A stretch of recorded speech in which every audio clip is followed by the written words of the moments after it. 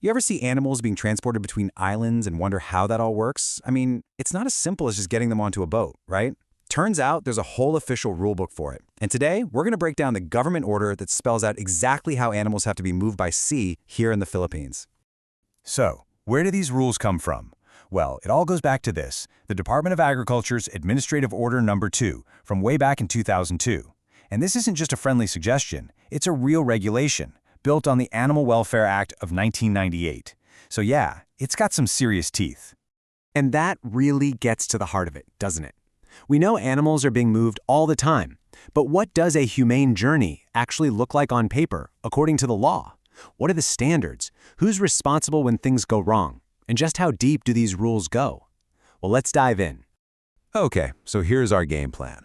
We're going to tackle this in 5 parts. First, we'll look at the big idea, the philosophy behind all the rules. Then, we'll figure out who's actually responsible for what. After that, we'll cover all the prep work, what happens on the journey itself, and finally, we'll get into the super specific fine print. And trust me, it gets detailed.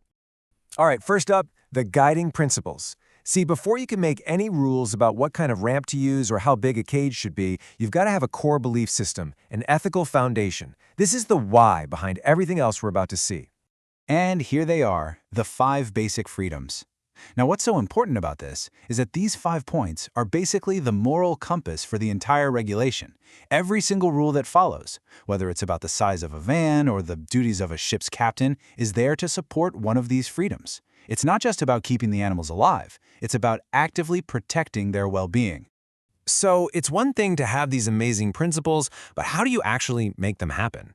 Well, that brings us to our next section, the chain of responsibility. Because making sure those 5 freedoms are respected isn't just one person's job. The law sets up a really clear chain of command where everyone involved has specific duties. And the very first link in that chain? It's the shipper. This is the person or the company who owns the animals and sets up the whole trip. The journey starts with them, and you know what?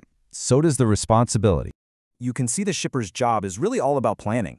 They have to train a caretaker who goes on the voyage, get all the permits sorted, and, this is a big one, they have to have a contingency plan. Like, what happens if the ship gets delayed by a day? The shipper is responsible for making sure there's a backup plan with food, water, and shelter. Oh, and they also have to make sure the vehicles themselves are up to code before anything else happens. Okay, next up in the chain of command, we have the shipmaster, the captain of the boat.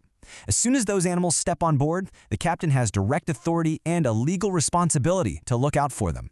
And here's what's so crucial. The shipmaster has the final say. They can actually refuse to board any animals that look sick or are too wild to be transported safely. And once on the ship, they have to guarantee that the area where the animals are kept is safe, has good airflow, and is far away from anything dangerous like engine fumes.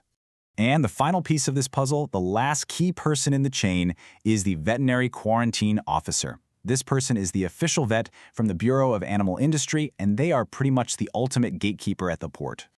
Think of this officer as the final checkpoint. They personally inspect the animals and have the power to just say no. If an animal is sick, injured, or disabled, it's not getting on that boat. Period. They also check the gear, making sure the loading ramps are sturdy and the floors of the vans are solid, with no gaps or broken planks that could hurt an animal. All right, so we know who's in charge. Now let's get practical and look at the actual process. This section is all about the critical steps that have to happen before that ship even thinks about leaving the port. And as you can see, it's not just a free-for-all. It's a very clear step-by-step process. Step 1. Get all the documents and permits. Step 2. Officially assign a trained caretaker for the trip. Step 3. Coordinate everything with the shipping line. And Step 4. Do a final check of the vehicle to make sure it's safe and meets every single requirement. Okay, the prep work is done, the animals are cleared, and everyone is on board. Now we're on the water. The moment that ship sets sail, a whole new set of rules kicks in to make sure the animals are safe during the actual voyage. This is where that caretaker we talked about really becomes essential. They have to provide enough food and water for the whole trip, plus an extra 20% just in case there are delays. They're required to check on large animals at least 3 times a day. If an animal gets hurt, they have to give it medical aid right away. And I love this detail. The rules even say there has to be enough light available so they can do proper inspections at night. And for our last section, let's geek out a bit on just how incredibly specific these regulations can get. The rules don't just say, use a safe van. Oh no, They spell out the exact dimensions, right down to the square footage. Just take a look at this. This table comes straight from the appendix of the order, and it compares the specs for a cattle van to a 3-level hog van. A big 450-kilo cow gets nearly 18 square feet of space. A pig, which is much smaller, gets 6. It showed you the rules aren't one-size-fits-all. They're actually tailored to the specific animals. And to make that even more real, the order says that each cow has to have 151 cubic feet of volume. Now, to put that in perspective, that's roughly the size of a small walk-in closet for each animal. It's not just about how much floor they can stand on. It's about having enough air and room to move. That kind of detail really shows you they were serious about trying to quantify what humane means. So, what happens if someone decides to just ignore all these super specific rules? Well, the order is crystal clear. Break the rules, and you'll be penalized under the Animal Welfare Act. That's what gives these regulations their power and makes sure there are real consequences for cutting corners on animal safety.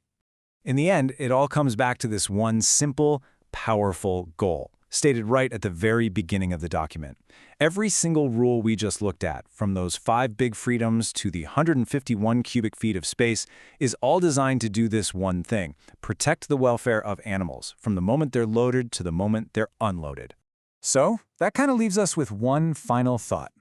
We've seen the rulebook, we've seen the incredible level of detail in the chain of command that's all laid out in law, but when you look past the regulations, what does a truly humane journey really mean for the animals that are such a huge part of our lives and our economy? It's definitely something to think about.